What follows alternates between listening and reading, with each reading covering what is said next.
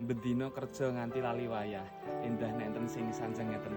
Sehat-sehat nggih Mas, ndah lendretes milih mripatku. Tak ceritake ketemu sliramu, ora tak bayangke iso kenalan. Indah manis parasmu, lembute perhatianmu, gawe rasa nyaman nuwuhke katresnan.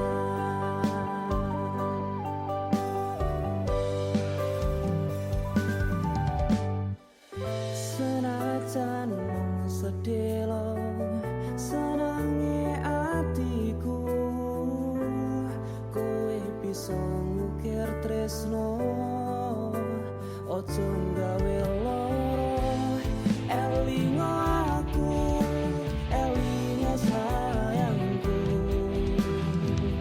cokonan hatimu kanggo aku.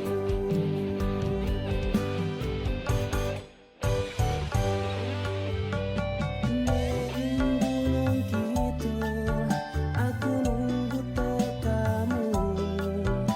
Biyen janji ra bakal mblenjani tresnoku, nganti saiki